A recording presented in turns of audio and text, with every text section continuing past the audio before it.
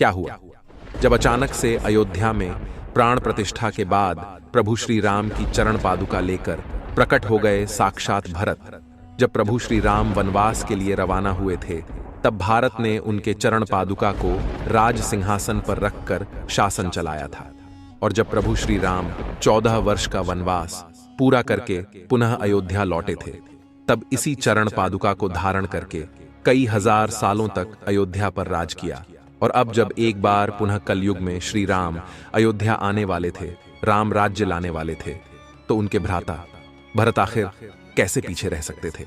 आखिर अयोध्या में कैसे प्रकट हुई दिव्य चरण पादुका? सच्चाई जानकर आपकी भी होश उड़ जाएंगे। वीडियो में आगे बढ़ने से पहले अगर आप भी एक सच्चे राम भक्त हैं तो वीडियो को लाइक करें और कमेंट बॉक्स में जय श्री राम सच्चे भक्त ही लिखें। अयोध्या में राम लल्ला की प्राण प्रतिष्ठा के एक दिन बाद राम मंदिर के द्वार खुलते ही 5 लाख से अधिक श्रद्धालु वहां एकत्र हुए। सुबह कुछ मौकों पर भीड़ ने बैरिकेड तोड़ दिए, जिससे भगदड़ जैसी स्थिति पैदा हो गई।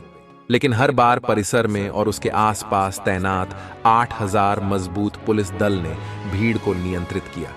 प्रतिष्ठा समारोह से पहले 1.5 लाख से अधिक भक्त अयोध्या पहुंच गए थे और धर्मशालाओं में रह रहे थे। कुछ लोगों ने खुले आसमान के नीचे रात बिताई। उनका लक्ष्य था राम लल्ला की प्राण प्रतिष्ठा के बाद पहली सुबह मंदिर के द्वार खुलते ही प्रवेश करना था। 23 जनवरी को राम मंदिर के दरवाजे आम श्रद्धालुओं के खुलते ही लोगों की इस भीड़ में एक शख्स ऐसा भी था जिसने अपने सर पर दिव्य चरण पादुकाएं उठा रखी थीं। वह भीड़ में निरंतर मंदिर के अंदर जाने का प्रयास कर रहा था।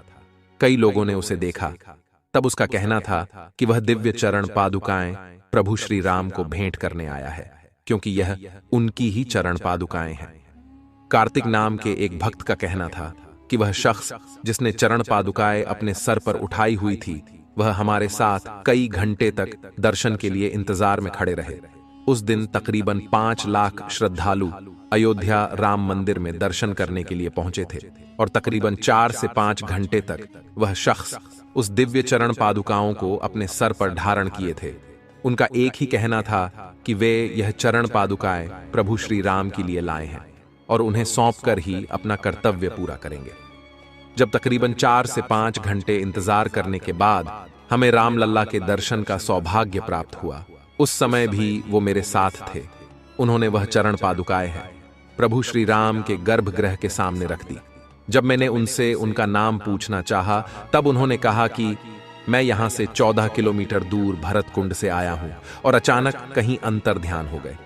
ये चमत्कार अपनी आंखों के सामने देखकर कार्तिक के भी होश उड़ गए थे।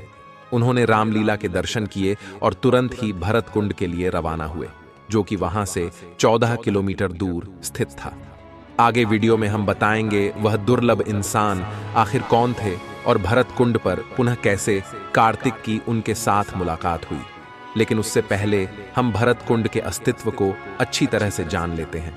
पवित्र नगरी अयोध्या में एक तरफ भव्य राम मंदिर बन रहा है, तो दूसरी तरफ राजा राम के अनुज भरत की तपोस्थली नंदीग्राम के भरत कुंड की भी चर्चा तेज है। त्रेता युग में भगवान राम का राज्याभिषेक हुआ था, तो इसी भरत कुंड से पवित्र तीर्थ का जल डाला गया था और इसी स्थान पर तप करते हुए भरत ने प्रभु श्री राम का इंतजार किया था।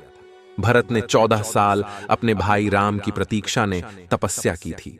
माना जाता है भरत ने यह सोचकर कि जब उनके राम वनवास में हैं और जमीन पर चलेंगे और वहीं सोएंगे, तो भरत कैसे अपने बड़े भाई के जैसा जीवन व्यतीत कर सकते हैं। यह सोचकर उन्होंने यहाँ एक गुफा बनाई जो जमीन से लगभग 8 सीढ़ी नीचे है। यहीं उन्होंने 14 साल तप किया। जब 14 वर्ष के वनवास के लिए राजपाट छोड़कर चले, तो भरत उनको मनाने गए। मर्यादा पुरुषोत्तम श्री राम अपने पिता के वचन से बंधे थे। लौटना स्वीकार नहीं किया, लेकिन भरत के अनुरोध पर अपनी चरण पादुका उनको सौंप दी। नंदीग्राम में भरत श्री राम की खड़ाऊ को प्रतीक के तौर लेकर अयोध्या का राजपाट चलाने लगे। 14 वर्ष वनवास खत्म कर जब राम अयोध्या वापस लौटे, तो यहीं पर भरत से मिले। तो भरत ने उन्हें पुनः चरण पादुका लौटा दी। अब जब पुनः प्रभु श्री राम अयोध्या लौट चुके हैं, हो सकता है भारत पुनः उन्हें चरण पादुका लौट अयोध्या आए हो। जब कार्तिक भरत कुंड पर पहुंचे तो भारत कुंड प्रभु राम के आने की खुशी में पूरी तरह से सजा हुआ था। तभी कार्तिक जी को रहस्यमय तरीके से वही व्यक्ति भारत कुंड में स्नान करता हुआ दिखाई दिया, जो चरण पादुका लिए अयोध्या राम मंदिर में मौजूद था। इसके बाद कार्तिक ने उनसे पूछा कि आप अयोध्या में रहस्यमय तरीके से कहां गायब हो गए थे और आप यहां पर क्या कर रहे हैं। तो उस दिव्य व्यक्ति ने कहा कि हमारे पूर्वज कई सालों से इसी भरत कुंड के आसपास ही निवास करते हैं और प्रभु श्री राम के भाई भरत को अपना इष्ट मानते हैं। एक दिन रात्रि के समय स्वयं भरत हमारे सपने में आए और उन्होंने हमसे कहा कि भरत कुंड के गुफा के अंदर एक दिव्य चरण पादुका रखी हुई है, उसे ले जाकर अयोध्या में नवनिर्मित राम मंदिर के अंदर रखना होगा। वहां प्रभु श्री राम अपना राज सिंहासन संभालेंगे। जब हमारी आंखें खुलीं तो स्वप्न अनुसार अपने राजा का आदेश मानते हुए हम उस चरण पादुका को अपने सर पर रखकर अयोध्या धाम के लिए रवाना हुए और जब राम मंदिर आम श्रद्धालुओं के लिए खुल गया तब हमने वह दिव्य चरण पादुकाएं प्रभु श्री राम को समर्पित कर दी। अयोध्या में दिन प्रतिदिन ऐसे कई दिव्य चमत्कार लगातार हो रहे हैं। हाल ही में 22 जनवरी 2024 को अयोध्या के भव्य राम मंदिर में भगवान राम लल्ला की प्राण प्रतिष्ठा हुई। इसके अगले ही दिन लाखों लोग अपने आराध्य के दर्शन को उमद्द पद्धे। इसी दौरान एक बंदर भी गर्भगृह में प्रवेश कर गया। श्री राम जन्मभूमि तीर्थ क्षेत्र ट्रस्ट ने ट्विटर पर इसके बारे में जानकारी साझा करते हुए कहा है कि वहां तैनात सुरक्षा कर्मियों का कहना है, ये हमारे लिए ऐसा ही है मानो स्वयं हनुमान जी रामलल्ला के दर्शन करने आए हों। यह घटना 23 जनवरी को शाम के करीब 5:50 की है। उस समय तक करीब 3 लाख भक्त रामलल्ला का दर्शन कर चुके थे और करीब 2 लाख भक्त बाहर कतार में थे। पहले दिन 5 लाख से अधिक भक्तों ने राम मंदिर में दर्शन किया। ट्रस्ट की ओर से किए गए पोस्ट में बताया गया है, एक बंदर दक्षिणी द्वार से गूढ़ मंडप से होते हुए गर्भगृह में प्रवेश करके उत्सव मूर्ति के पास तक पहुंचा। बाहर तैनात सुरक्षा कर्मियों ने उसे देखा। वे बंदर की ओर यह सोचकर भागे कि कहीं वह उत्सव मूर्ति को जमीन पर न गिरा दे, परंतु जैसे ही पुलिसकर्मी बंदर की ओर दौड़े वैसे ही बंदर शांत भाव से भागते हुए उत्तरी द्वार की ओर गया। द्वार बंद होने के कारण पूर्व दिशा की ओर बढ़ा और दर्शनार्थियों के बीच में से होता हुआ बिना किसी को कष्ट पहुंचाए पूर्वी द्वार से बाहर निकल गया। वैसे अयोध्या में वानर की इस तरह उपस्थिति की यह कोई पहली घटना नहीं है। राम जन्मभूमि मुक्ति आंदोलन के दौरान कई प्रमुख मोद्धों पर इसी तरह वानर की उपस्थिति देखी गई है। इसी बीच रामलीला की मूर्ति बनाने वाले प्रसिद्ध मूर्तिकार अरुण योगीराज ने एक ऐसे चमत्कार के बारे में बताया जिसे उन्होंने खुद मूर्ति बनाते वक्त महसूस किया। राम मंदिर प्रतिमा निर्माण करने वाले कर्नाटक के मशहूर मूर्तिकार अरुण योगीराज ने ऐसी बात कही है जिस पर आप भी हैरान हो जाएंगे।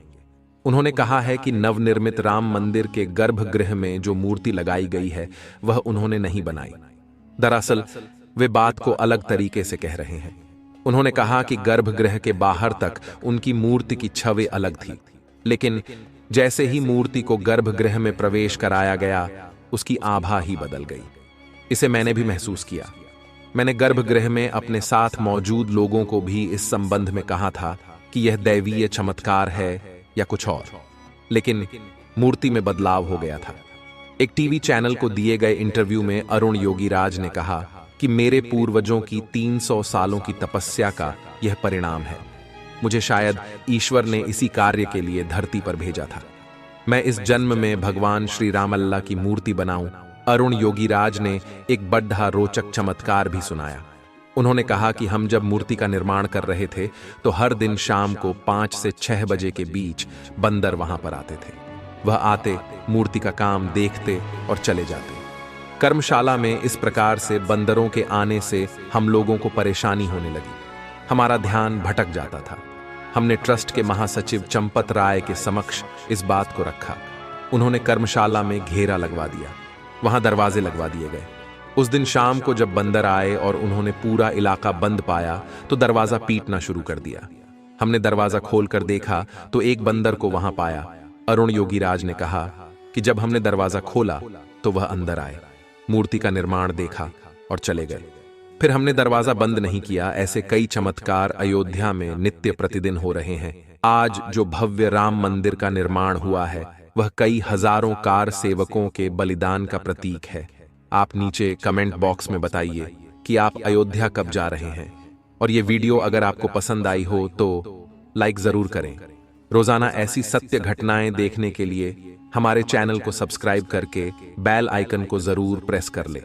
अभी के लिए आप सभी को हर हर महादेव।